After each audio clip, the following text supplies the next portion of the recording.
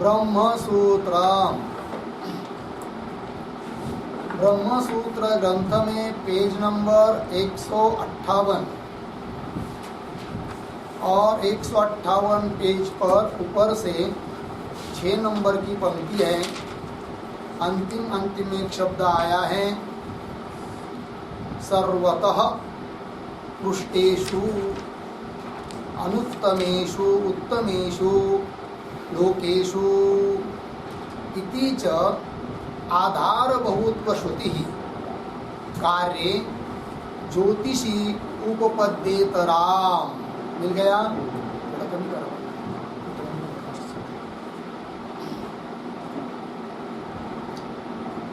तो विषय यह चल रहा है, यह 10 नंबर का अधिकरण है, ज्योतिष चरणाधिकरणम। इस अधिकरण का विचार विषय वाक्य है, अथ यदतः परो दिवो ज्योतिर्दीप्यते इत्यादि। इस वाक्य में आया हुआ जो ज्योतिष शब्द है, उस ज्योति शब्द का क्या अर्थ है, यह प्रश्न। तो पूर्व पक्षी कह रहा है कि ज्योति शब्द का अर्थ जो जगत में प्रसिद्ध है ज्योति शब्द से, उसी को लेना चाहिए। तो कौन है वो प्रसिद्ध?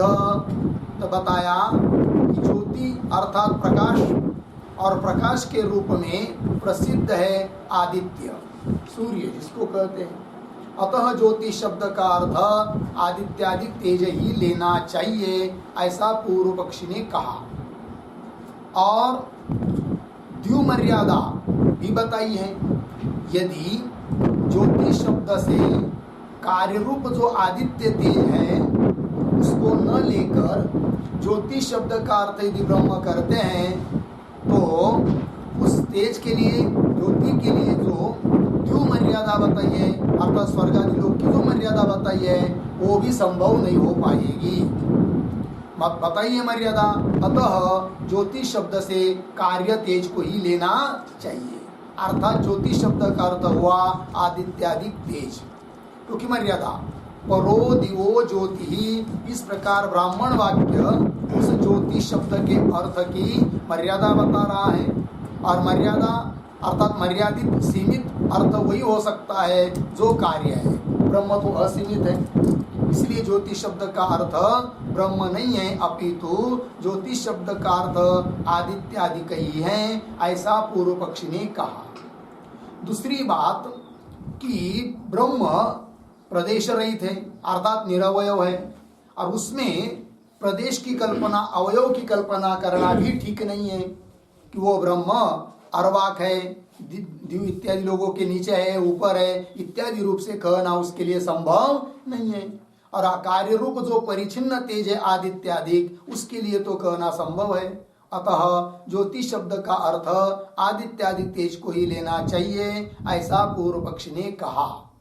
अभी और भी पूर्व पक्षी अपनी बात बता रहा है, क्या हेतु दे रहा है कि ज्योतिष शब्द का अर्थ आदित्यादिक तेज लेना ही उचित है। क्यों? कि श्रुति कह रही है कि उस ज्योति का आधार है कोई, तो अर्थात ज्योति का आधार रूप से किसी को बता रही है, और आधार उस चीज का ही हो सकता है जो परिचिन्न है, जो कार्य रूप है। अतः ज्योति शब्द का अर्थ आदित्यादिक तेज ही लेना चाहिए, ऐसा कहना चाह रहे हैं कौन? पूर्व पक्षी। पंक्ति देखिए अब, सर्वतः पृष्ठेषु, सबके ऊपर, और अनुत्तमेषु उत्तमेषु, जिनसे और कोई उत्तम नहीं है, ऐसे उत्तम लोगों में वह ज्योति प्रकाशित हो रही है, ऐसा श्रुति बता रही है। तो कहाँ प्रकाशित हो रही है? उन उत्तम लोगों में, अर्थात उसका आधार बन गए वो। तो आधार के रूप में बहुत सारे चीजों को श्रुति कह रही है, और आधार उसका ही होता है जो कार्य है, परिचिन्न है। अतः ज्योति शब्द का अर्थ आदित्यादिक तेज को ही लेना चाहिए। कौन कह रहे हैं? पूर्व पक्षी। पंक्ति देखिए, सर्वतः पृष्ठेषु अनुत्तमेषु उत्तमेषु लोकेषु इति च आधारत्व श्रुति, इति च आधार बहुत्व श्रुति, मतलब बहुत आधार को बता रही है। और वो सब किसमें संभव है? फिर कार्य ज्योतिषी, आधार बहुत्व श्रुति कार्य ज्योतिषी उपपद्यते राम, है कि नहीं? कार्य रूप ज्योति में ही अत्यधिक उपपन्न होती है, अतिशय संगत हो जाती है कि नहीं? ये कहा उपपद्यते राम मतलब अतिशय संगत हो जाती है। किसमें? कार्य ज्योतिषी, कार्य ज्योति ऐसा अर्थ लेंगे तब कौन श्रुति उपपन्न हो जाती है जी? हाँ, सर्वतः पृष्ठेषु इत्यादि श्रुति की, जिस श्रुति ने कहा है क्या? आधार, आधार बहुत्व श्रुति उसको बोलते हैं। ठीक, और बता रहे इदम वाव तत् यत् इदम अस्मिन् अंतःपुरुषे ज्योतिः इति च, यह एक श्रुति है। ये श्रुति क्या कह रही है भाई? तो वह जो ज्योति है वह निश्चय ही यह है कि जो इस पुरुष के भीतर है, अर्थात जठराग्नि जिसको कहते हैं वही वो ज्योति है, ऐसा भी वो ये श्रुति कह रही है। इसका मतलब क्या होता है फिर? तो ज्योति शब्द का अर्थ यदि ब्रह्म लेंगे तो ब्रह्म का और पुरुष के अंदर स्थित जठराग्नि रूप ज्योति का अभी समानता हो नहीं सकती। अतः ज्योति शब्द का अर्थ कार्य रूप ज्योति ही लेना चाहिए। अब उसके समान है कौन? पुरुष के अंदर कुक्षी में स्थित कौक्षेय ज्योति, तब उसमें उस ज्योति का आरोप भी संभव हो जाता है। अतः ज्योति शब्द का अर्थ आदित्यादि ज्योति ही लेनी चाहिए, ये कह रहे हैं। देखिए पंक्ति, इदम वाव तदिदम तत् यत् इदम अस्मिन् अंतःपुरुषे ज्योति इति च कौक्षेये ज्योतिषी। कौक्षेये ज्योतिषी मतलब कौन? कुक्षिस्थ ज्योति, पेट के अंदर जो ज्योति है अर्थात जठराग्नि। कौक्षेये ज्योतिषी परम ज्योति ही अध्यस्यमानं दृश्यते। पर ज्योति का अध्यास कर रहे है, कर रही है श्रुति। कहाँ अध्यास कर रही है? अध्यास शब्द का अर्थ है आरोप। अध्यस्यमानं शब्द आया है कि नहीं? तो अध्यस्यमानं दृश्यते मतलब आरोप दिखाई दे रहा है। किसका और किस में? तो पर ज्योति का आरोप हो रहा है किसमें? कौक्षेय ज्योतिषी, कौक्षेय ज्योति में। और कौन श्रुति कर रही है आरोप? तो हाँ, छांदोग्य उपनिषद का वाक्य इदम वाव इत्यादि श्रुति। लग गया जी?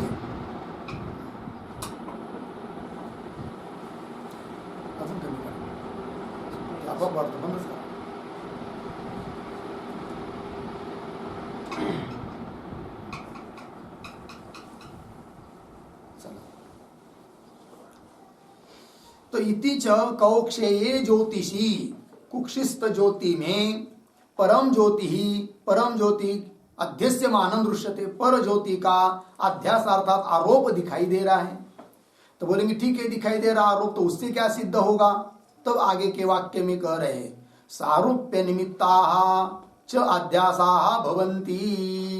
अध्यास मतलब आरोप, तो आरोप जो होता है एक दूसरे में वो सारूप्य के निमित्त से होता है। सारूप्य, सारूप्य शब्द करते हैं सादृश्य, समानता जहां रहती है वहीं पर आरोप होता है। जैसे उदाहरण शुक्ति और रजत, इन दोनों में चाकचक्य रूप समानता है, अतः शुक्ति के ऊपर आरोप होता है रजत का, बराबर रज्जु के ऊपर आरोप होता है किसका? सर्प का। ठीक है ना? उस प्रकार यहाँ पर भी सादृश्य रूप, सादृश्य के कारण आरोप हो रहा है। यहाँ पर आरोप का मतलब क्या? कि वो जो कुक्षिस्थ ज्योति है वही वो ज्योति है, पर ज्योति है। अतः इसको ध्यान करो, पेट के अंदर जो ज्योति है उसका उस पर ज्योति के रूप में ध्यान करो, ये बताया है। और ये तभी हो सकता है एक दूसरे में ध्यान आरोप, कब? जब सादृश्य रहता है तब। लग गया? अब देखिए आगे, सारूप्य निमित्ताः च अध्यासा भवन्ति। तो कैसा अध्यास होता है? सादृश्य के निमित्त से, उसका उदाहरण देकर बता रहे हैं। ठीक है? तो यथा तस्य भूः इति शिरः अर्धविराम, एकम शिरः अर्धविराम, एकम एतत् अक्षरम इति, ये उदाहरण दिया। बृहदारण्यक उपनिषद का उदाहरण है। ठीक है?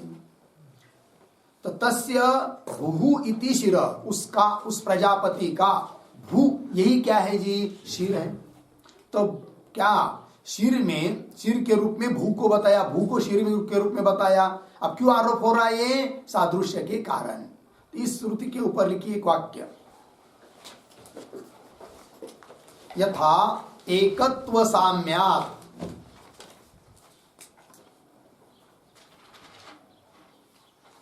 यथा एकत्व साम्यात् भूः इति, भूः इति व्यावृतौ, व्यावृति तिथ सप्तमी, व्यावृतौ प्रजापतेः,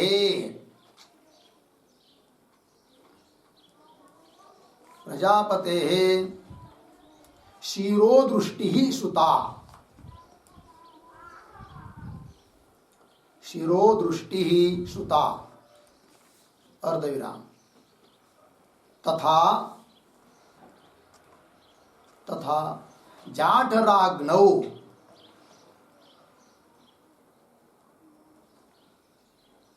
तथा जाठराग्नौ अब्रह्मत्वम्, अब्रह्मत्वम् घोषादिश्रुत्या, घोषादिश्रुत्या प्रसिद्धम्, प्रसिद्धम् इति, इति जड़ ज्योतिष्त्वम्, जड़ ज्योतिष्त्वम् साम्यं भवति, साम्यं भवति इत्यर्थः। हो गया? देखिए भैया अर्थ।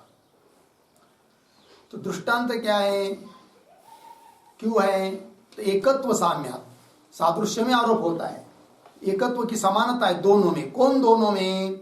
भूभू एक शब्द है, गायत्री में आता है, और शिरः यह भी एक शब्द एक है, तो शिर भी एक होता है और भू भी एक है, तो दोनों में एकत्व समान है।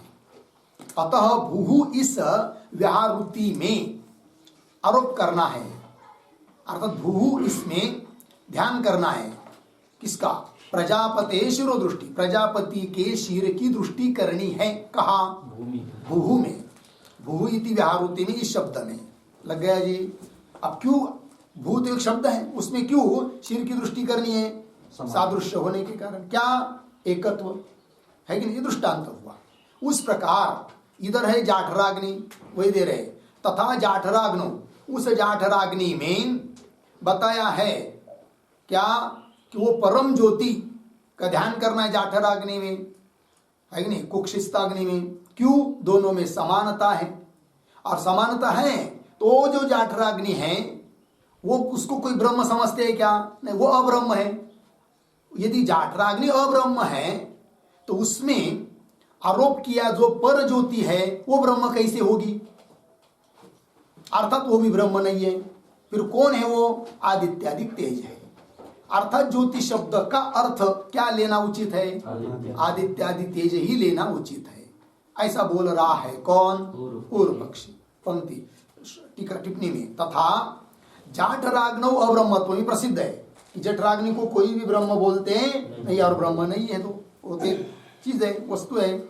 जाठराग्नौ अब्रह्मत्वम किससे प्रसिद्ध है? घोषादि श्रुत्या। तो घोष श्रुति कौन है? वो आगे आएगी अभी अगले पंक्ति में।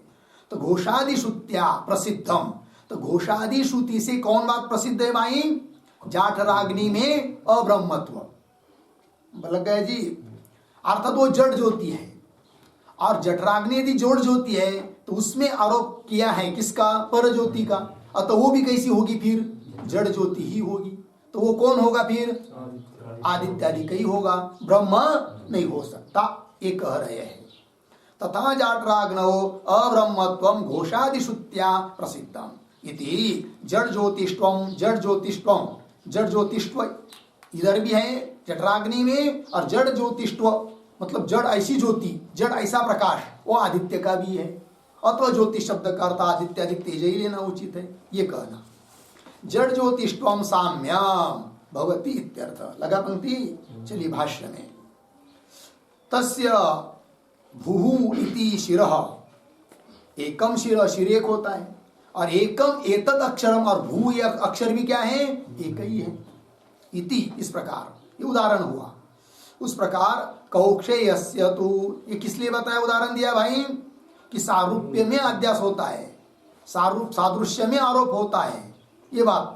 और उदरस्थ जो अग्नि है उसमें आरोप करना है पर ज्योति का, और आरोप इसलिए होगा जब दोनों का सादृश्य रहेगा। तो सादृश्य क्या है फिर? तो उदरस्थ ज्योति अब्रह्म है, और उसमें आरोप किया जा रहा है जिस ज्योति का, वो भी क्या है फिर? अब्रह्म है। तो अब्रह्म कौन है फिर? वो आदित्यादि ज्योति है, ये कहना चाहते हैं। चलिए, यथा तस्य भूः इति शिरः, एकम शिरः, एकम एतद अक्षरम, लगा इति। कौक्षेयस्य तु ज्योतिषः प्रसिद्धम अब्रह्मत्वम। कौक्षेयस्य ज्योतिष, कौक्षेय ज्योति, कौक्षेय ज्योति मतलब कौन? जठराग्नि। वो क्या है? प्रसिद्ध है, किस रूप से? अब्रह्मत्व। वो ब्रह्म नहीं, उसको कोई भी ब्रह्म न समझता है, न मानता है, न श्रुति उसको ब्रह्म कह रही है। तो जठराग्नि अब्रह्म है, ये जो लोग में प्रसिद्ध है। कौक्षेयस्य तु ज्योतिष प्रसिद्धम अब्रह्मत्वम, लग गया? तो बोलेंगे भाई कौक्षेय अग्नि अब्रह्म है, ये बात आपको किसने बताई, कैसा पता चला? तो बता रहे घोषादि श्रुति से, घोष श्रुति से पता चलता है। लोग प्रसिद्ध तो ही कि उसको कोई ब्रह्म नहीं मानता है, किंतु घोष श्रुति बताती है। तो घोष श्रुति कौन है? तो घोष श्रुति दे रहे आगे। घोष श्रुति उसको क्यों नाम पड़ा वो भी बता रहे हैं। श्रुति कौन है? तो श्रुति का उल्लेख, तस्यैषा दृष्टिः, तस्यैषा श्रुतिः इति। ठीक है, तस्य एषा दृष्टिः, तस्य एषा श्रुतिः इति च औष्ण्य घोष विशिष्टत्वस्य श्रवणात्। लग गया जी? औष्ण्य घोष विशिष्ट, विशिष्टत्वस्य श्रवणात्, विशिष्टत्वस्य श्रवणात्। औष्ण्य से, उष्णता, औष्ण्य से और घोष से विशिष्ट है वो कौन? कौक्षेय अग्नि। ऐसा बता रही है कौन? श्रुति। इससे सिद्ध होता है वो कुक्षिस्थ अग्नि क्या है? अब्रह्म है, ब्रह्म नहीं है। लगा? तो ये जो श्रुति आई है, तस्य एषा दृष्टि, तस्य एषा श्रुति, मतलब तात्पर्य क्या है, अभिप्राय क्या है? एक टिप्पणी लिखी है। तस्य, ये प्रतीक, बराबर, तस्य बराबर जाठराग्नेः,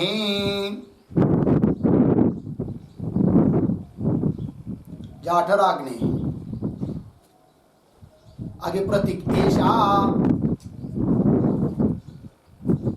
बराबर यद दिह स्पर्शनेन,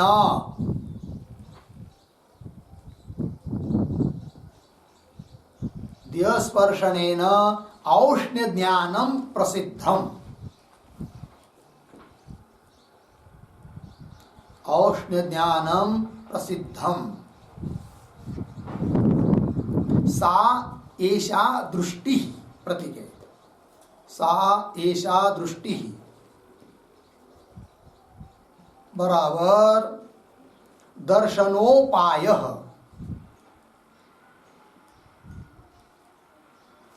दर्शनोपाय बराबर ज्ञानोपाय।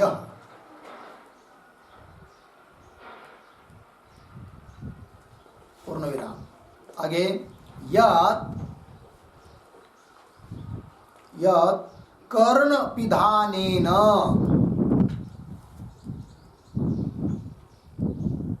कर्ण पिधानेन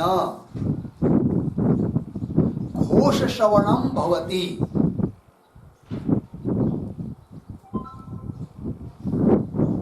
घोष श्रवणं भवति, अर्धविराम। सा एषा, सा एषा तस्य, प्रतीक है, बराबर जाठराग्नेः, जाठराग्नेः श्रुति ही प्रतीक है, श्रुति ही बराबर श्रवणोपाय,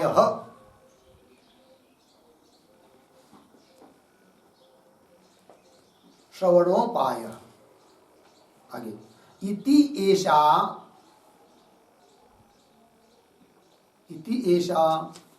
औष्ण्य घोष विशिष्टत्वस्य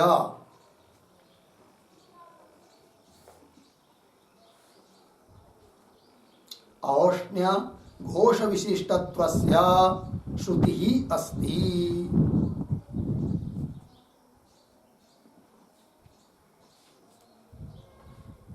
घोष विशिष्टत्वस्य श्रुतिः अस्ति। लग गया?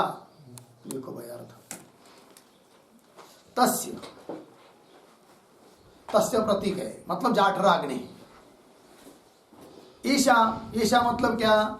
यद्य स्पर्शनेन औष्ण्य ज्ञानम प्रसिद्धम सा ईशा, वो यह क्या जी? दृष्टि दर्शनोपाय। जैसे ध्यान दी, किसी के देह को स्पर्श करेंगे और मालूम पड़ेगी क्या?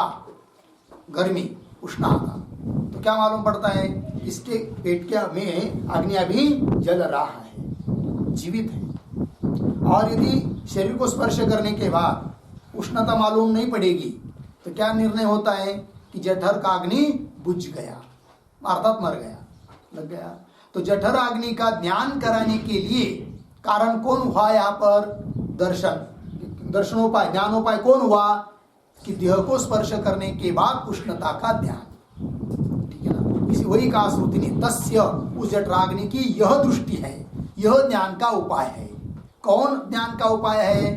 तो लिख दिया आपको कि यद देह स्पर्शनेन औष्ण्य ज्ञानम प्रसिद्ध, यही उसके ज्ञान का क्या है? उपाय है। उससे पता चल रहा है कि जठराग्नि है।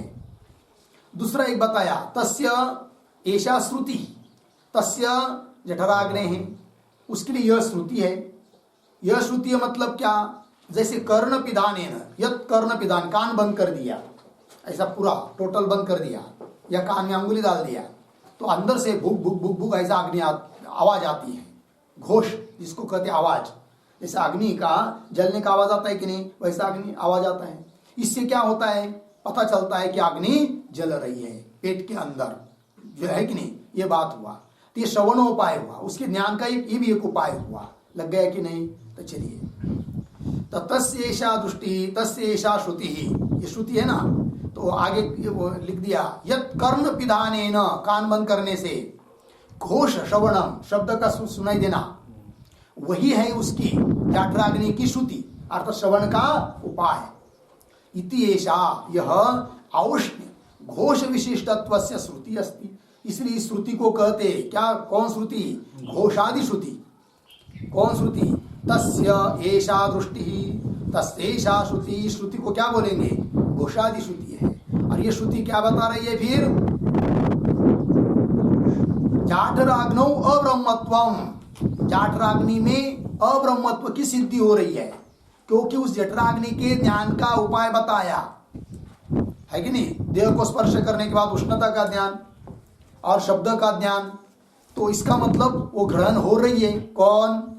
जठराग्नि का ज्ञान हो रहा है, जठराग्नि के ज्ञान का उपाय है। यदि वो जठराग्नि ब्रह्म होता तो इस प्रकार से उसका घोष आदि के द्वारा ज्ञान नहीं हो पाता, अर्थात वो जठराग्नि ब्रह्म नहीं है।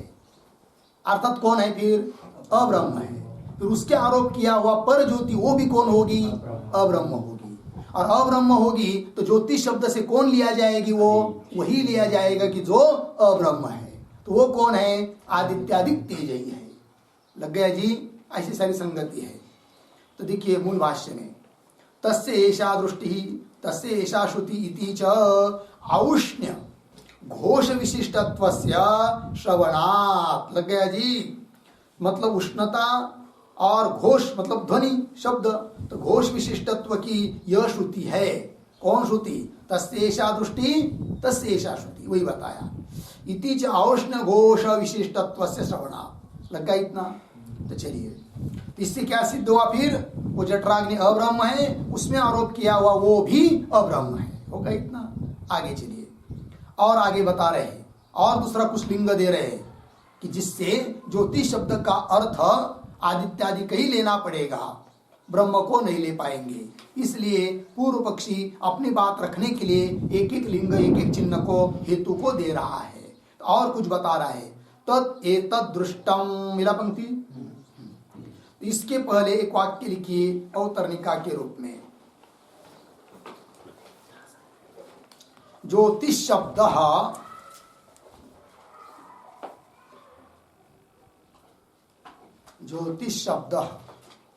न ब्रह्म परः,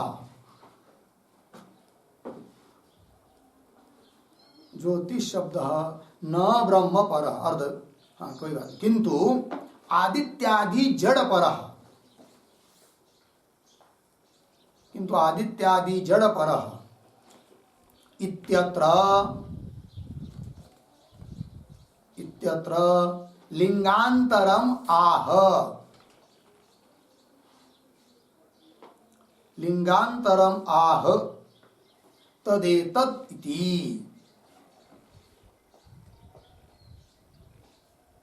तदेतत् इति।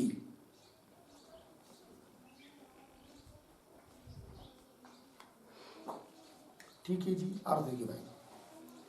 ज्योतिष शब्द न ब्रह्म पर, ज्योतिष शब्द ब्रह्म परक नहीं है, किंतु आदित्यादि जड़ परक है।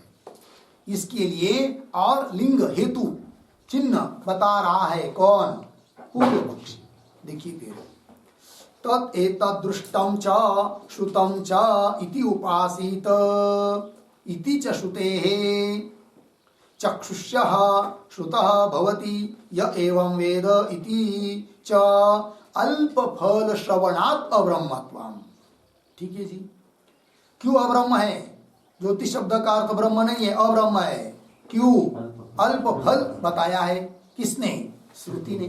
यदि ज्योतिष शब्द का अर्थ ब्रह्म होता तो अल्प फल नहीं बताया होता, क्योंकि ब्रह्म चिंतन का, ब्रह्म की उपासना करेंगे तो महान फल ही होता है, अल्प फल नहीं होता है। जबकि यहाँ अल्प फल बताया है, इसलिए भी ज्योतिष शब्द का अर्थ ब्रह्म नहीं है, अपितु आदित्यादिक अब्रह्म ही है, ये कहना चाहते हैं। तत् एतद् दृष्टं च श्रुतं च इति उपासीत, लिखते इस पर एक छोटा वाक्य। तद एतत् बराबर, तद एतत् प्रति, तद एतत् बराबर ज्योति ही, तद एतत् का अर्थ कर दिया ज्योति, अर्धविराम। आगे दृष्टं च श्रुतं च इति उपासीत,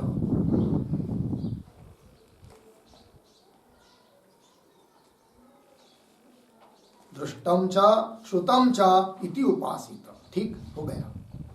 अर्थ देखिए, श्रुति में आया हुआ पद पहले तद एतद है, तद एतद से क्या लेंगे? ज्योति। अब वो ज्योति की उपासना करनी है, किस रूप से? तो दिया दृष्टम च श्रुतम च इति उपासित, ऐसी उपासना करनी है। किसकी? उस ज्योति की। तो वह ज्योति दृष्ट है और वह ज्योति श्रुत है। इस प्रकार उस ज्योति की क्या करनी है? उपासना करनी है। इति उपासित, इति च श्रुते। फिर ये श्रुति क्या बता रही है? इस प्रकार उपासना करेंगे तो फल क्या? तो फल बताया। क्या फल है वो? चक्षुष्यः श्रुतः भवति य एवं वेद, ये फल है। कैसा पढ़ेंगे? यह एवं वेद चक्षुष्यः श्रुतः भवति।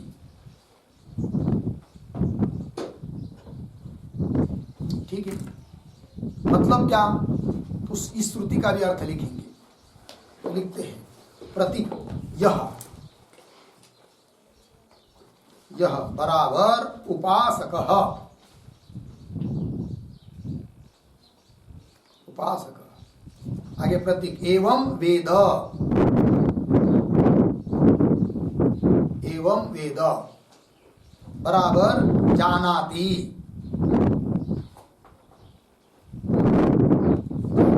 बराबर उपासनं करोति,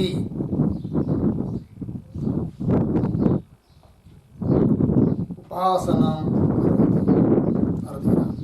सः चक्षुष्यः,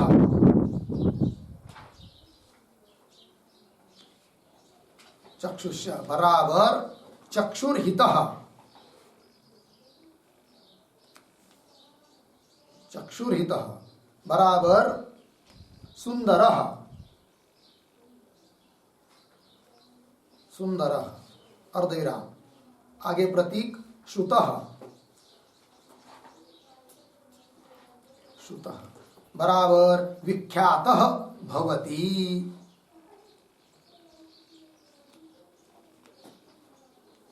विख्यातः भवति। हो गया। चलिए, ये फल बताया है। जो कोई उस ज्योति को दृष्ट है, श्रुत है, इस रूप से उपासना करता है, ठीक है ना, तो उसके लिए क्या फल होता है? तो वही दिया, यह उपासक एवं वेद। इस प्रकार से यदि जानता है, उपासना करता है, तो उसके लिए क्या फल? तो सह, ऐसा उपासना करने वाला वह साधक क्या जी? चक्षुषः श्रुतः भवति, चक्षुषः भवति। चक्षुषः मतलब उसका अर्थ लिख दिया, चक्षुषः चक्षुरित। चक्षु के लिए हितकारक कौन चीज होती है? जो चीज सुंदर होती है। चक्षु अच्छी चीज देखना चाहते हैं, है कि नहीं? कभी बुरी चीज को देखना चाहेगा, कभी अचानक दिखाई दी तो पुनः दोबारा मन नहीं करता है उधर उस चीज को देखने का, ठीक है ना? अच्छे कोई देखना चाहते हैं, है कि नहीं? तो चक्षुरहित अर्थात सुंदर, तो वो साधक सुंदर हो जाता है फिर इस प्रकार से उपासना करने वाला। और फिर श्रुतः अर्थात विख्यात भवति, तो विख्यात हो जाना, प्रख्यात हो जाना और सुंदर हो जाना, ये फल बताया। तो ये फल बहुत ज्यादा फल है कि अल्प फल है? अल्प ही फल है। और अल्प फल ब्रह्म की उपासना का हो सकता है क्या? नहीं। और इस उपासना का फल बताया है, अर्थात वो ज्योति की उपासना, कोई ब्रह्म की उपासना नहीं है। अर्थात ज्योति शब्द का अर्थ ब्रह्म नहीं है, ये चीज, ये अर्थ हुआ। तो चलो भाई, चक्षुष श्रुतः भवति एवं वेद इति च अल्प फल श्रवणात्, मिला? फल अल्प बताया है, अल्प फल सुनने का है, इसलिए अब्रह्मत्वम हो गया। और उसको ही पुनः बता रहे आगे दूसरे रूप में, महती फलाय ब्रह्म उपासना इष्यते। यदि ब्रह्म की उपासना होती तो उसका फल कैसा होता? महान फल होता। तो महते ही फलाय, महान फल के लिए ब्रह्म उपासनम इष्यते, ब्रह्म की उपासना की जाती है या अभिष्ट होती है। ब्रह्म की उपासना किसके लिए? महान फल के लिए ब्रह्म की उपासना इष्यते, इच्छित होती है, अभिष्ट होती है, ठीक है ना? आगे लगा इतना। कुल मिलाकर क्या सिद्ध करते जा रहे हैं कि ज्योतिष शब्द का अर्थ आदित्यादि कही है, ब्रह्म ऐसा। और आगे देखिए, न च, और बता रहे, न च अन्यत् अपि किंचित स्ववाक्ये प्राणाकाशवत् ज्योतिष अस्ति ब्रह्मलिंगम, मिला? थोड़ा अन्वय, च मिला क्या? च आगे प्राणाकाशवत्, प्राणाकाशवत् ज्योतिष, ज्योतिष ब्रह्मलिंगम, ब्रह्मलिंगम अपि किंचित स्ववाक्ये, किंचित स्ववाक्ये अन्यत् न अस्ति, अन्यत् न अस्ति। हो गया? देखो भैया, अच्छा और क्या? तो प्राणाकाशवत, जैसे पीछे प्राण शब्द का अर्थ किया था क्या? ब्रह्म। और आकाश शब्द का भी अर्थ किया था क्या? ब्रह्म। क्यों? वहां पर उसी वाक्य में ब्रह्म के लिंग थे, है कि नहीं? इसलिए वहां पर प्राण और आकाश शब्द का अर्थ कर पाए क्या? ब्रह्म, है कि नहीं? बताया था ना वो लिंग कैसे, कि उसी से भूत आदि उत्पन्न होते हैं, उसी में लय होते हैं, और एवकार आदि आदि, ये सब बात हो चुकी है। उस प्रकार ज्योतिष शब्द जिस वाक्य में आया है, उस श्रुति वाक्य में ऐसे कोई ब्रह्म के लिंग है नहीं कि जिसके बल पर ज्योतिष शब्द का अर्थ ब्रह्म कर पाए, है कि नहीं? इसलिए भी ज्योतिष शब्द का अर्थ कर नहीं सकते कौन? ब्रह्म अर्थ कर नहीं सकते। लग रहा है पंक्ति? देखिए अन्वय के अनुसार अर्थ, च प्राणाकाशवत, प्राणाकाश की तरह दृष्टांत में आया। तो ज्योतिष ब्रह्मलिंगम, ज्योतिष शब्द के लिए ब्रह्मलिंग है कि नहीं, ब्रह्मलिंगम अपि किंचित स्ववाक्य अन्यत नास्ति, है कि उस स्ववाक्य, स्ववाक्य मतलब जिस वाक्य में ज्योतिष शब्द आया है उस श्रुति वाक्य में कोई भी ब्रह्मलिंग है नहीं, दूसरा कुछ, इसलिए भी ज्योतिष शब्द का अर्थ ब्रह्म करना उचित नहीं है, ऐसा कह रहा है पूर्व पक्षी। बात लगी? चलिए, तो कैसा कैसा क्या क्या हेतु दे रहे हैं उसको क्रमशः नोट होना चाहिए, नंबर 1 नंबर 2 ऐसा डालकर, तो और चिंतन बढ़ेगा। ठीक है, आगे चलिए। न च पूर्वस्मिन् वाक्ये ब्रह्म निर्दिष्टम अस्ति, और हेतु दे रहा है भाई वो, और क्या हेतु दे रहा है, तो न च इत्यादि से दे रहा है। तो न च इत्यादि के पूर्व में एक वाक्य लिखते हैं अवतरणिका के रूप में, ननो ननो, आगे उद्धरण चिन्ह में त्रिपादस्यामृतम दिवि, त्रिपादस्या अमृतम दिवि, उद्धरण चिन्ह बंद। इति पूर्ववाक्योक्तम, इति पूर्ववाक्योक्तम ब्रह्म, पूर्ववाक्योक्तम ब्रह्म अत्र ज्योतिपदेन, ज्योतिपदेन गृह्यताम्, ज्योतिपदेन गृह्यताम् इति आशंक्य, इति आशंक्य आह न च इति, न च इति। ठीक है, देखो भाई यार, ननु त्रिपादस्य अमृतम दिवि, ये श्रुति वाक्य, उसके पीछे का वाक्य किसके, ज्योतिष शब्द जिस वाक्य में आया है, कौन वाक्य है वो, अथ यदतः परो दिवो ज्योति इत्यादि, उसके पूर्व में एक वाक्य आया है उपनिषद में, वो कौन वाक्य है, त्रिपादस्य अमृतम दिवि इत्यादि वाक्य। तो इति पूर्व वाक्योक्तम ब्रह्म, पूर्व वाक्य में कहा हुआ जो ब्रह्म है, उस ब्रह्म को अत्र, मतलब ये ज्योति शब्द जिसमें है उस वाक्य में, अत्र ज्योतिपदेन गृह्यताम्, ज्योतिपद से उस ब्रह्म को ग्रहण कर लीजिए। ठीक है ना, ऐसे यदि कोई आशंका करता है तो उसके लिए कह रहे, वो पूर्व पक्षी कह रहा है न च इत्यादि पंक्ति से भाष्य में, तो न च पूर्वस्मिन् अपि वाक्ये ब्रह्म निर्दिष्टम अस्ति, वो कहता है पूर्व वाक्य में यदि ब्रह्म का निर्देश होता तो हम कदाचित इस वाक्य में आए हुए ज्योतिष शब्द से उस ब्रह्म को ग्रहण करते, किंतु पिछला वाला जो वाक्य वो कौन है, त्रिपादस्य अमृतम दिवि, कहा इसमें ब्रह्म का उल्लेख है, अतः पूर्व वाक्य में ब्रह्म का उल्लेख है, उसका ग्रहण कर लो ज्योतिष शब्द से, यह भी कहना उचित नहीं है, क्योंकि पूर्व वाक्य में ब्रह्म का निर्देश है ही नहीं। कौन कह रहा है, न च पूर्वस्मिन् वाक्ये भी ब्रह्म निर्दिष्टम अस्ति, पूर्वस्मिन् वाक्ये अपि, पूर्वस्मिन् अपि वाक्ये ब्रह्म निर्दिष्टम न अस्ति। लग गया जी? फिर क्या निर्दिष्ट है पूर्व में, तो उसको बता रहे हैं कोई पूर्व पक्षी, गायत्री वा इदम सर्वं भूतमिति छंदो निर्देशात, पूर्व में गायत्री छंद का निर्देश है कि नहीं। तो देखो भाई, पूर्व में अर्थात इस ज्योति पद जिस वाक्य में आए उसके पूर्व में किसका उल्लेख है, गायत्री छंद का उल्लेख है, थोड़ी ब्रह्म का उल्लेख है। यदि ब्रह्म का उल्लेख होता तो वो कह सकते थे पीछे ब्रह्म बताया है उसी को यहाँ पर ले लो, तो वैसा भी नहीं कर पाएंगे, ये कह रहा है वो। गायत्री वा इदम सर्वं भूतम इति छंदो निर्देशा, है कि नहीं। तो कैसा हुआ, इदम सर्वं भूतम गायत्री वा, इदम सर्वं भूतम गायत्री वा इति छंदो निर्देशा, मतलब क्या, यह सब भूत, सर्वं भूत मतलब सभी भूत गायत्री ही है, ऐसा निर्देश हुआ है पीछे।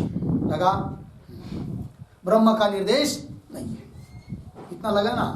और बता रहे कारण, तत्र ही त्रिपादस्य अमृतम दिवि इति, देव आदि छुट गया अथापि। अच्छा छुट गया क्या? हाँ। छंदो निर्देशा इदम वा सर्वम गायत्री वा इदम सर्वम भूतम इति छंदो निर्देशा, यहाँ तक हो गया ना? अथापि बराबर है अब। अथापि कथंचित पूर्वस्मिन वाक्ये ब्रह्म निर्दिष्टम स्यात्। पूर्व पक्षी कर रहा है एक तो पीछे ब्रह्म का निर्देश ही नहीं है, अब जबरदस्ती से किसी तरह से मान भी लेंगे निर्देश किसका? ब्रह्म का। कहा? पूर्व में। तो भी यहां पर ब्रह्म ज्योति अर्थ ज्योति शब्द का कर नहीं सकते, ये कहना चाहता है वो। अथापि मिला। अथापि उसके पूर्व में एक वाक्य लिखते हैं उतरने के विरोध में।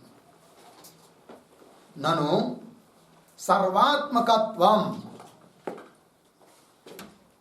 ननु सर्वात्मकत्व अमृतत्वाभ्याम, ननु सर्वात्मकत्वामृतत्वाभ्याम ब्रह्म उक्तम पूर्वम, ब्रह्म उक्तम पूर्वम इति अतः आह। अथापि हो गया अर्थ। देखिए पूर्व पक्षी ने क्या कहा था इसके पहले कि पूर्व में गायत्री छंद का निर्देश है, ब्रह्म का निर्देश। अब उस पूर्व पक्षी को कोई कहेगा, ये पूर्व पक्षी ऐसा कैसा बोल रहा है कि पूर्व में ब्रह्म का निर्देश नहीं है करके? है क्या निर्देश? किसका? ब्रह्म का। कहा? पूर्व में, है कि नहीं? पूर्व मतलब हाँ, अथ यदत इस वाक्य के पूर्व में, अर्थात गायत्री वाइदम सर्वम भूतम इत्यादि में क्या है? ब्रह्म का निर्देश है। अर्थात त्रिपादस्य अमृतम दिवी, ये भी पीछे का ही वाक्य है। इन सभी वाक्यों में, पीछे के वाक्य में ब्रह्म का निर्देश है। बोलेंगे कैसे? तो वो बताएगा। ननु सर्वात्मकत्व अमृतत्वाभ्याम, तो पूर्व में सर्वात्मकत्व बताया है, पूर्व में अमृतत्व बताया है, और सर्वात्मक और अमृत स्वरूप कौन हो सकता है? ब्रह्म ही तो हो सकता है। अतः ब्रह्म का निर्देश है पूर्व में, है कि नहीं? कैसा कह रहे हो कि तुम पूर्व में ब्रह्म का निर्देश नहीं करके? है।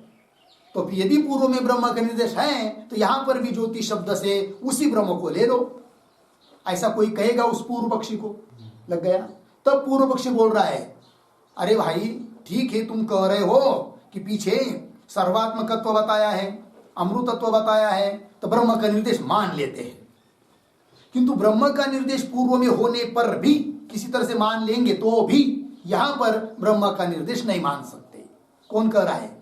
पूर्व पक्षी। पंक्ति को देखिए। अथापि कथंचित पूर्वस्मिन वाक्य, किसी तरह से पूर्वस्मिन वाक्य, पूर्व वाक्य में ब्रह्म निर्दिष्टम स्यात्, ब्रह्म का निर्देश मान लेंगे तो भी क्या? एवं अपि, तो भी न तस्य इह प्रत्यभिज्ञानम अस्ति। एवं अपि, एवं अपि मतलब पूर्व में ब्रह्म का निर्देश मान लेने पर भी, इह अस्मिन वाक्ये अथ यदतः परो दिवि ज्योतिर्दीप्यते, वाक्य आया है कि नहीं? हाँ, तो इस वाक्य में यह तस्य तस्य ब्रह्मणः प्रत्यभिज्ञानम न अस्ति। मिला? पंक्ति को देखिए। अथापि कथंचित पूर्वस्मिन वाक्य ब्रह्म निर्दिष्टम स्यात्, लग गया इतना? आगे एवं अपि, मिला? एवं अपि की बात कैसे बढ़ेंगे? एवं अपि इह तस्य प्रत्यभिज्ञानम न अस्ति। यहां पर इस वाक्य में उस ब्रह्म का प्रत्यभिज्ञान, प्रतिविज्ञान मतलब पूर्व में कहा हुआ ब्रह्म ही यहां पर कहा गया है। इस प्रकार का प्रतिविज्ञान मान नहीं सकते। प्रतिविज्ञान किसको कहते हैं? स्वयं देवदत्त, वही यह देवदत्त है, इसको कहते हैं क्या? प्रतिविज्ञान। तो पूर्व में कहा हुआ जो ब्रह्म, उसी का निर्देश इस वाक्य में ज्योतिष शब्द से है। इस प्रकार का प्रतिविज्ञान मान नहीं सकते। कौन कह रहा है? पूर्व पक्षी। क्यों भाई, क्यों नहीं मान सकते? तो उसका कारण दे रहा है वो। तत्र ही त्रिपादस्य अमृतम दिवी इति द्यौः अधिकरणत्वेन श्रूयते। लगा? अत्र पुनः परो दिवो ज्योति इति द्यौः मर्यादात्वेन क्या श्रूयते इत्यर्थः। लग गया जी? तो दोनों जगह अलग अलग निर्देश हो रहा है, इसलिए प्रतिविज्ञान नहीं मान सकते। ध्यान दीजिए, है कि नहीं? तो पूर्व में कैसा निर्देश हुआ है? त्रिपाद अस्य अमृतम दिवी, मिला? अन्वय कैसा है? अस्य त्रिपाद अमृतम दिवी, अर्थात इस ब्रह्म के 3 पाद। कैसे भाई? तो इस ब्रह्म के 3 पाद अमृत, मरण रहित, प्रकाशमय, स्वस्वरूप में स्थित है दिवी। ऐसा कहा, कहां पर? पीछे। तो दिवी कौन विभक्ति है? सप्तमी। लगा? अब देखिए आगे, इति इस प्रकार, द्यौः अधिकरणत्वेन, अधिकरण अर्थ में सप्तमी है, तो द्यू को क्या बताया? अधिकरण बताया। अधिकरणत्वेन द्यौः अधिकरणत्वेन श्रूयते। अच्छा, अत्र, अत्र मतलब इस वाक्य में अथ यदतः परो दिवो ज्योति दीप्यते, यहां पर भी द्यू शब्द आया है, किंतु दिवः ये कौन विभक्ति है? पंचमी है। दिवः है कि नहीं? पूर्व वाक्य में सप्तमी है और यहाँ पंचमी है। अत्र पुनः परो दिवो ज्योति इति द्यौः मर्यादात्वेन, द्यू को यहाँ पर भी सुनाई दे रहा है, श्रुति बता रही है, किंतु किस रूप से? मर्यादा के रूप में, अवधि के रूप में। अतः प्रतिविज्ञान मान नहीं सकते, क्योंकि प्रतिविज्ञान जहां होता है वहां पर उस वाक्य के पदों में समान विभक्ति होती है। जैसे सह अयम देवदत्त, ये प्रतिविज्ञान है, तो स कौन विभक्ति? प्रथमा। अयम कौन विभक्ति? प्रथमा। सह अयम देवदत्त। उस प्रकार यहाँ पर प्रतिविज्ञा मान नहीं सकते। क्यों? विभक्ति भिन्न भिन्न है। एक जगह बताई कौन? अधिकरण, एक जगह बताया कौन? मर्यादा। लग गया जी? चलिए, तो एक वाक्य लिखते इस पर। यह आया था ना, न प्रतिविज्ञानम न अस्ति, तो प्रतिविज्ञान क्यों नहीं है उस पर लिखिए। दिवी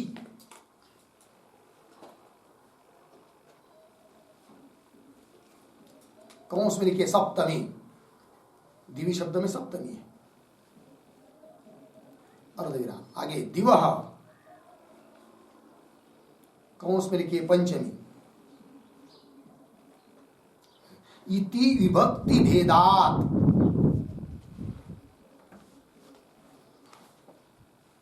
इति विभक्ति भेदात न प्रत्यभिज्ञा किंवा प्रत्यभिज्ञानम,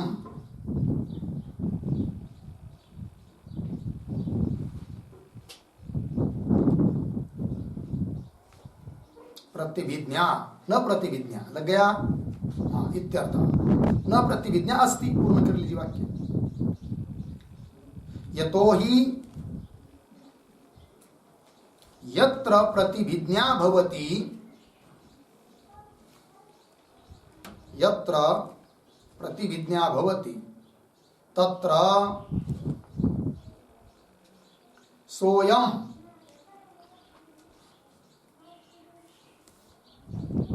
सोयम इत्यादि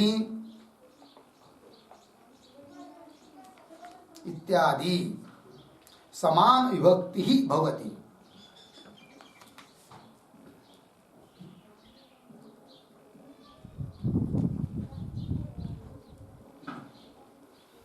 लग गया? चलिए, तो तात्पर्य क्या निकला? तो यहां पर पूर्व वाक्य में दिवी सप्तमी आया है, इस वाक्य में दिव अधिक मर्यादा के रूप में आया है, अतः यहाँ पर प्रतिविज्ञा हो नहीं सकती। यदि प्रतिविज्ञा होती तो क्या कहना चाहिए था? वही, मतलब पूर्व में अधिकरण के रूप में दिव को कहा, यहाँ पर भी अधिकरण के रूप में कहना चाहिए था, अलग अलग रूप में नहीं कहना चाहिए था। एक जगह बता रहे अधिकरण, एक जगह बता रहे मर्यादा। ठीक है ना जी? मर्यादा का सीमा, मर्यादा, अवधि, यहाँ तक, यहाँ से परे, यहाँ से पूर्व तक, इस प्रकार है कि नहीं? तत्र हि त्रिपादस्य अमृतं दिवि इति द्यौः अधिकरणत्वेन श्रूयते। अत्र पुनः परो दिवो ज्योति इति द्यौः मर्यादात्वेन। दिवो पर रखा है कि नहीं? दिवलोक के पर में या अर्वाक मर्यादा बताई ना, ऐसा। तस्मात् कुल मिलाकर क्या कहना हुआ इस अंतिम वाक्य के द्वारा पूर्व पक्षी का? तो पूर्व में किसी तरह से ब्रह्म शब्द का निर्देश मान भी लेंगे तो भी यहाँ पर ब्रह्म का उल्लेख कर नहीं सकते, मान नहीं सकते, ऐसा। तस्मात् प्राकृतम ज्योति इह ग्राह्य। तब फिर अंतिम निर्णय दे दिया पूर्व पक्षी ने अपना। इसलिए तस्मात् प्राकृतम ज्योति, ज्योति शब्द से कौन ज्योति लेंगे? प्राकृत ज्योति। प्राकृत ज्योति मतलब क्या? प्राकृतम के ऊपर लिखिए वाक्य। प्रकृतेः जातम,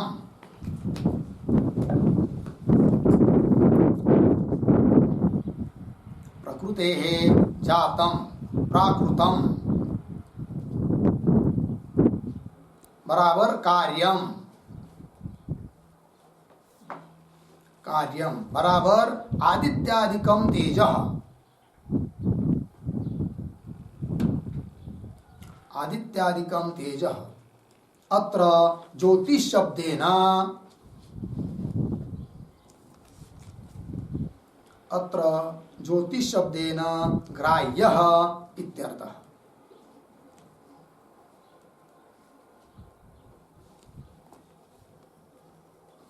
ज्योतिष शब्देन ग्राह्यः इत्यर्थः। लग गया? देखिए भाई, तो प्रकृति, प्रकृति से जो उत्पन्न हुआ है, माया से जो उत्पन्न हुआ है, ठीक है ना, उसको कहेंगे क्या? प्राकृत, अर्थात कार्य। जितना भी कार्य वो प्रकृति से ही जन्य है। तो यहाँ पर कार्य तेज को ही लेंगे फिर। तो कार्य तेज कौन है? आदित्यादिक तेज है, वही लेंगे फिर किस शब्द से? ज्योतिष शब्द से। लग गया? तो ज्योतिष शब्द का क्या अर्थ हुआ फिर? आदित्यादिक ज्योति। किसके अनुसार? पूर्व पक्षी के अनुसार। वही तस्मात् प्राकृतम ज्योति इह इह अस्मिन् वाक्ये अथ यदतः परो दिवो ज्योति दीप्यति इत्यादि वाक्य में ग्राह्य इति एवं प्राप्ते। मिला जी? इति एवं प्राप्ते मतलब इस प्रकार पूर्व पक्षी प्राप्त होने पर क्या? ब्रूमः, हम अब ऐसा बोलते हैं, उत्तर दे रहे हैं। तब पूर्व पक्षी का उत्तर देना है यहां से आगे। लग गया जी? तो पूर्व पक्षी का कहना यहां तक पूरा हुआ। तो इति एवं प्राप्ते भ्रूमः ज्योति इत्यादि। लग गया? तो भ्रूम इत्यादि के ऊपर लिखिए सिद्धांत।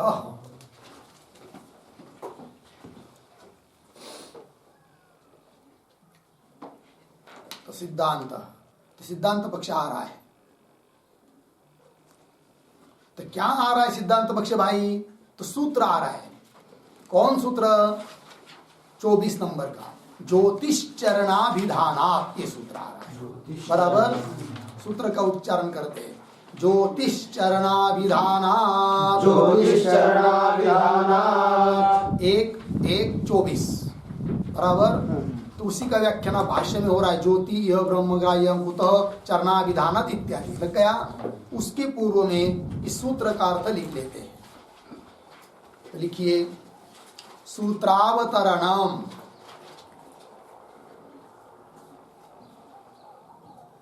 सूत्रावतरणम।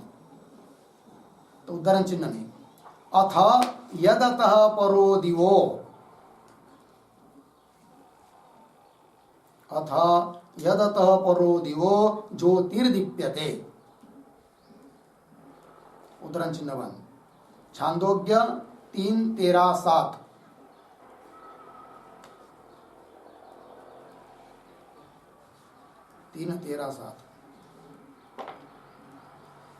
आगे इति श्रुतौ, इति श्रुतौ ज्योतिष शब्दः, ज्योतिष शब्दः आदित्य तेजो वाचकः भवति।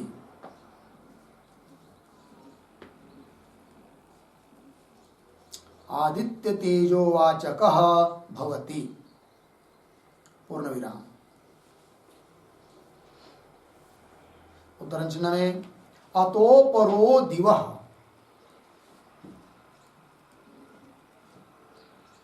अतो परो दिव उद्धरण चिन्ह 1 इति मर्यादा श्रवणात् इति मर्यादा श्रवणात् अर्धविराम।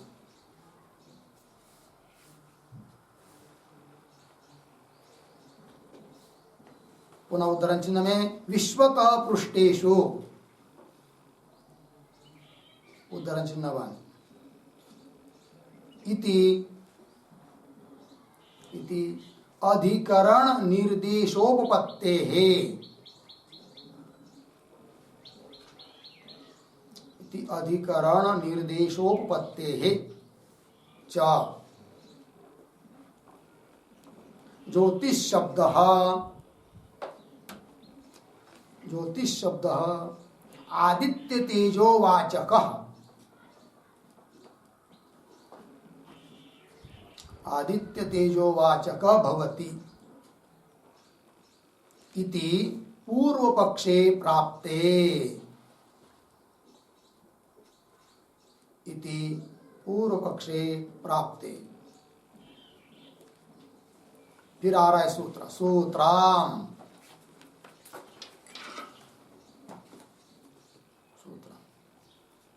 ज्योतिश्चरणाभिधानात्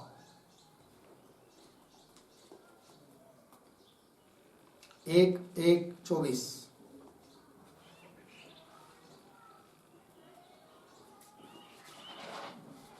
ठीक।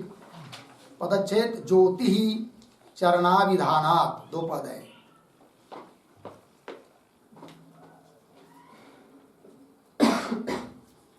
फिर नीचे पदार्थोक्ति ही तो प्रतीक है ज्योति ही बराबर अथ यदतः परो दिवो ज्योति दीप्यते इति श्रुतौ अथ यदतः परो दिवो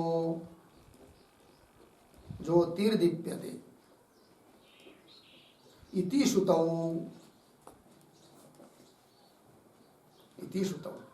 ज्योतिष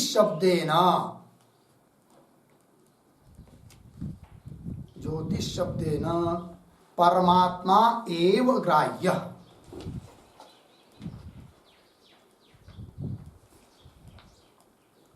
परमात्मा एव ग्राह्य अर्धविराम न सूर्यादि ज्योति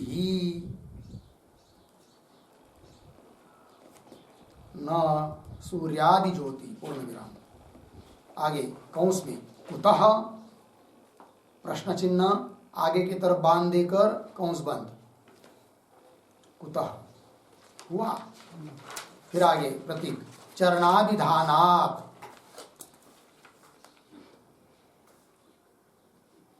चरणाभिधानात् बरोबर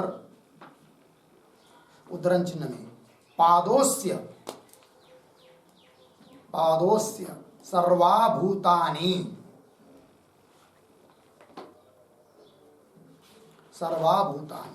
त्रिपादस्यामृतं दिवि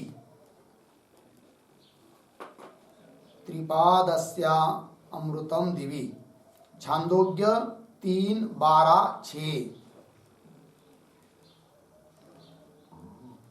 3:12-6 इति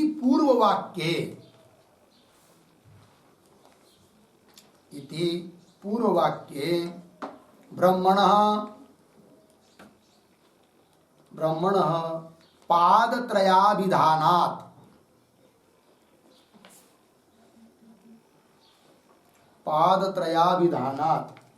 अर्धविराम तस्य एव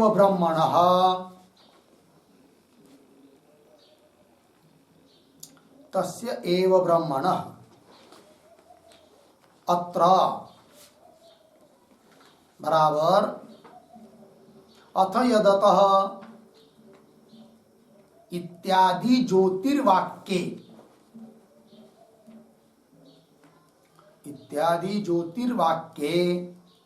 द्युलोक संबंधेन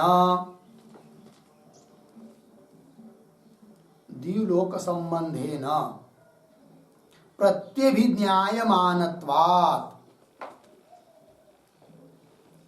प्रत्यभिज्ञायमानत्वात् ज्योतिष शब्देन, ज्योतिष शब्देन ब्रह्म एव ग्राह्यः, ब्रह्म एव ग्राह्यः भवति इत्यर्थः। ब्रह्म एव ग्राह्यः भवति इत्यर्थः। हो गया? चलिए अर्थ समझ लेंगे। तो पूर्व पक्षी समझ में आ चुका है ऊपर, है कि नहीं? पूर्व पक्षी का कहना इतना ही रहा क्या कि ज्योतिष शब्द से आदित्य तेज लेना चाहिए। अवतरण में बताया ना भी। फिर सूत्र आया उसका उत्तर देने के लिए, ज्योतिष शब्द का अर्थ आदित्य तेज नहीं है अपितु ब्रह्म ही है। इस बात की सिद्धि करनी है। क्यों भाई? तो पहले पद आया ज्योति। ज्योति मतलब क्या? अथ यदत परो दिवो ज्योतिर्दीप्यते। मिल रहा है कि नहीं? सूत्र का अर्थ पदार्थोक्ति चल रही है। इति श्रुतौ, इस श्रुति में ज्योतिष शब्देन परमात्मा एव ग्राह्य। ज्योतिष शब्द से क्या अर्थ लेना चाहिए? परमात्मा अर्थात ब्रह्म ही अर्थ है, न सूर्यादि ज्योति। सूर्यादि ज्योति कोई अर्थ नहीं हो सकता। बोलेंगे क्यों? हेतु क्या? हेतु दिया। कुतः? क्यों भाई? हेतु दिया। क्या हेतु? चरणाभिधान, चरण का कतल होने से। चरण मतलब पाद, पाद मतलब पैर नहीं, भाग विभाग चरण, ठीक है ना? तो देखिए, पादोस्य सर्वभूतानि त्रिपादस्य अमृतम दिवी। तो सभी भूत अर्थात पंचमहाभूत, भूत भौतिक प्रपंच जितना भी जगत सब कुछ है वो उस ब्रह्म का एक पाद है, एक अंश है। और बचे हुए 3 पाद क्या है भाई? तो अस्य त्रिपाद अमृतम दिवी, वो अपने महिमा में स्थित है कि नहीं? ये बताया है। इति पूर्व वाक्य, ऐसा पूर्व वाक्य में पाद के रूप में ब्रह्म का प्रतिपादन हुआ है, चतुष्पाद के रूप में, 4 पाद के रूप में। एक पाद बताया, एक अंश बताया। क्या? ये समस्त भूत एक अंश में है उसके, और बचे 3 पाद क्या है? अमृत, अमृत स्वरूप है, चैतन्य स्वरूप है, अपने महिमा में है कि नहीं? ऐसा ब्रह्म का वर्णन पीछे हुआ है, ठीक नहीं? तो इति पूर्व वाक्य ब्रह्मण पाद त्रय अभिधाना, 3 पादों का विधान हुआ है। इसलिए तस्यैव ब्रह्मण, उसी ब्रह्म का यहाँ पर मतलब इस ज्योतिर्वाक्य में द्युलोक के संबंध से, एक पाद के संबंध से, द्युलोक मतलब ये समस्त जगत आ गया, द्युलोक आदि, उसके संबंध से एक पाद। तो 3 पाद पीछे बताया, एक पाद अब बता रहे, अतः उसी ब्रह्म को बता रहे। तो प्रत्यभिज्ञान उसी का हो रहा है। किसका? ब्रह्म का। अतः ज्योतिष शब्द से कौन लिया जाएगा? ब्रह्म ही अर्थ लेंगे, ये कह रहे हैं। तो ज्योतिर्वाक्य द्युलोक संबंधेन प्रत्यभिज्ञायमानत्वा, उसी की प्रतिभिज्ञा हो रही है। इसलिए ज्योतिष शब्देन ब्रह्म एव ग्राह्य। ज्योतिष शब्द का अर्थ क्या है? ब्रह्म ही है। ये निर्णय दे दिया। सूत्र हो गया जी, ज्योतिष चरणाभिधाना। अब इस सूत्र का क्या व्याख्यान है, भाष्य क्या है, उसका विचार करना है, किंतु इसका विचार हम लोग कल कर दें। ओम पूर्णमदः पूर्णमिदं पूर्णात् पूर्णमुदच्यते पूर्णस्य पूर्णमादाय